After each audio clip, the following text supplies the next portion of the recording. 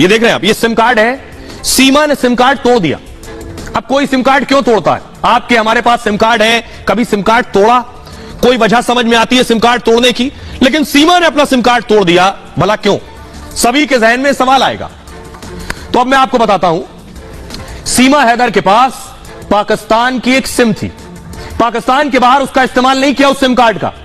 नेपाल में भी सीमा ने पाकिस्तानी सिम नहीं चलाया, काठमांडू में भी सीमा ने नेपाली सिम हासिल कर लिया, यानी नेपाल गई तो नेपाल का सिम, पाकिस्तान में थी तो पाकिस्तान का सिम। किस दस्तावेज से सीमा को नेपाल का सिम मिल गया, कोई जानकारी नहीं। या फिर नेपाली सिम दिलाने के पीछे कोई और था, किसी और ने सिम कार्ड दिलाया।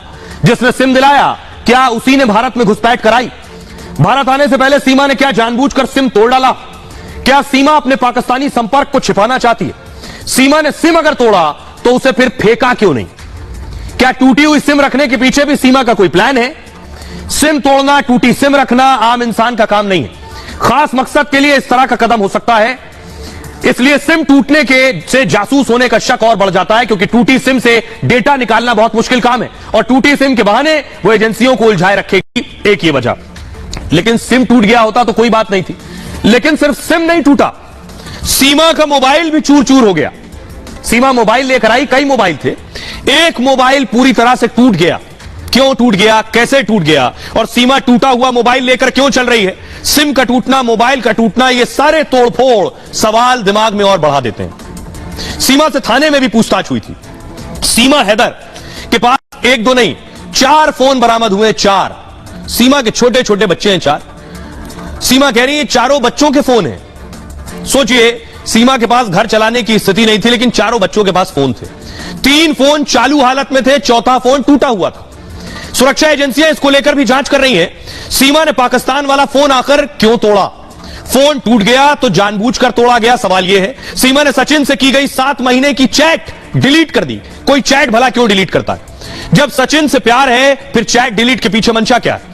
किसी चीज को खत्म करने के पीछे मकसद क्या है? सुरक्षा के जानकार इस पर सवाल उठा रहे हैं। अपराधी अपने फिंगरप्रिंट आखिर क्यों मिटाता है? क्या मोबाइल तोड़कर सीमा ने कुछ छिपाया है? सीमा ने नेपाल से इंटरनेट से कॉल किया था। नेपाल में इंटरनेट भी किसी और के फोन से लिया था जब बस में थी, यानी नेपाल वाला सिम वहीं तोड़ दिया।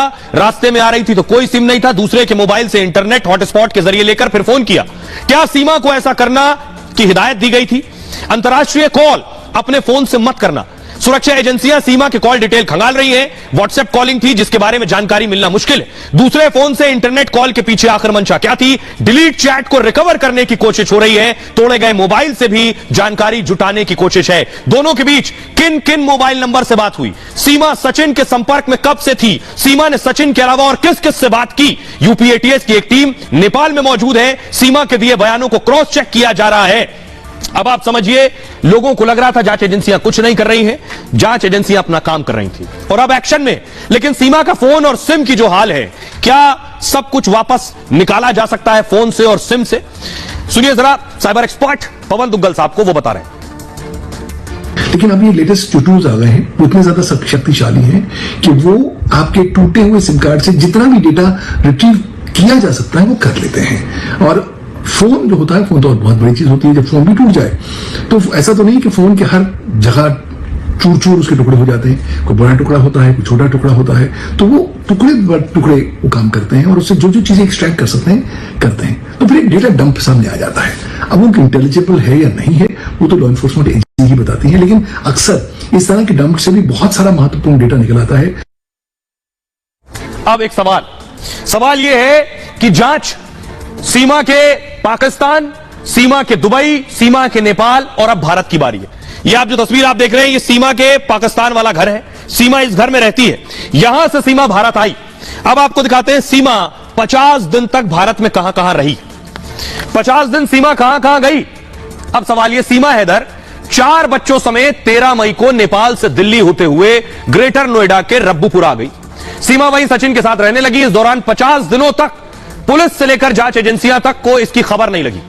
इस दौरान सचिन का परिवार उस पर सीमा से शादी का दबाव बनाने लगा। सचिन कोर्ट मैरिज के लिए वकील से सलाह लेने बुलंदशहर पहुंच गया। वकील ने जब सीमा के पाकिस्तानी दस्तावेज देखे तो उसने दोनों की शादी कराने से साफ साफ इनकार कर दिया। वकील ने ही नोएडा पुलिस को सीमा हैदर के बारे में जानकारी दे दी, जिसके बाद नोएडा पुलिस ने 4 जुलाई को सीमा को गिरफ्तार कर लिया। पाकिस्तानी सीमा की गिरफ्तारी के बाद जांच एजेंसियों के कान खड़े हो गए। 50 दिन तक आखिर हुआ क्या, सीमा ने क्या क्या किया 50 दिन तक? एक सवाल यह, सीमा सचिन के साथ कहां कहां गई? दूसरा सवाल, रब्बूपुरा की दिल्ली से दूरी 50 किलोमीटर है, दिल्ली में देश के बड़े बड़े संस्थान हैं। सीमा ने क्या दिल्ली की महत्वपूर्ण जगहों का दौरा भी किया इस दौरान?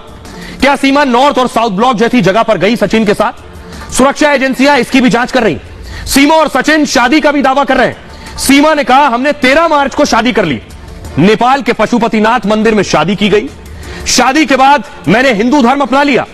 जांच एजेंसियां सीमा के दावे की भी जांच कर रही हैं। क्या वाकई सीमा ने शादी की है या सिर्फ नाटक है, या हिंदुस्तान में रहने के लिए दिखावा किया है सीमा ने? इन सारी मामलों की जांच कर रही है जांच एजेंसियां। लेकिन सुनिए, सीमा ने खुद बताया वो कब से नोएडा में रह रही है, कहां कहां गई, सुनिए। ना ही हमें किसी ने पकड़ा, न ही किसी को हम पे शक हुआ कि मैं पाकिस्तान से हूँ या इंडिया से हूँ, क्योंकि हम साधारण तरीके से रहते थे, कमरे में छोटे से में रहते थे। हम खुद वकील के पास गए कि वकील हमें कोई हल बता दे, क्योंकि मैं सारी जिंदगी अनलीगल नहीं रहना चाहती थी, बच्चों को स्कूल भेजना था, फ्यूचर इनका बनाना था। तो मैं खुद, मेरे पति और मैं वकील के पास गए कि वो हमें कोई हल बता दें, मतलब कानूनी, ताकि हम मतलब यहाँ रह सके।